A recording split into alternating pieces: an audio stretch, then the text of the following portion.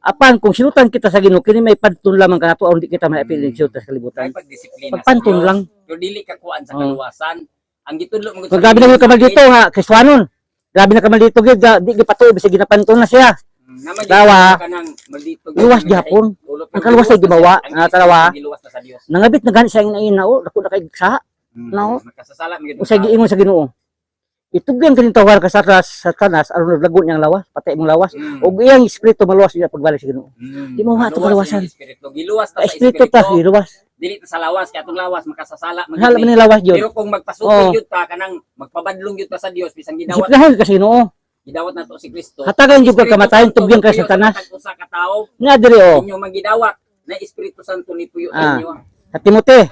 Grabe sad ni masupilon jud ni. Tuman ka sa kabubuton sa Dios. Yan. Gimanduan ta sa Ginoo. Adunay ganti. Gimanduan ta nga. Padayon sa imong pagtuglimpyo ng konsensya kay mga anak man ta gimanduan ta. Na mga tawo dili gipatuo bisag luwas na. Nao. Na may pipila ka tawo nga wala mamati sa ilang konsensya. Tungod din napakyas ilang pagtuo, pagtuos pagbuhat ug maayo. Napakyas sila. Nahalakit pala si Remove si Alejandro gitugyan ko sa gawon sa Satanas aron makaton sila di na magpasipala sa Dios. Tugyan gyud sa Satanas. Disiplina. Okay na. Ang atong binuhatan dili ta aron maluwas. Ang abihatan nato para ganti na. Kanang mo ka nga buhat tagbayo.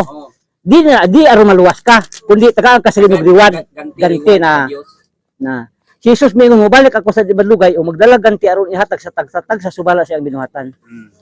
Ganti. Ayaw mo kaluwas ang binuhatan. Kaya inyong pangalan sa Si pagdawat. Kristo ra ang atong manluwas. Sa gihapon. Gantihan ka na. Natay ganti ana buhat tag matarong. Ang importante ang inyong pangalan nalista na sa basahod kinabuhi. Lista na. Sa kita may perno. Gawas kita sa gawas kita sa atong Ginoo. Muni nga napaluwas ni. Matag-usa ka pangalan. Kaya kung ang pangalan no. kung ang short atong saligan karon, gilahi nila. Gilista na sa basahod. Ngayon sila buhat kagbay para ka maluwas. Sa mga tao ni dawat. Wa tao maluwas.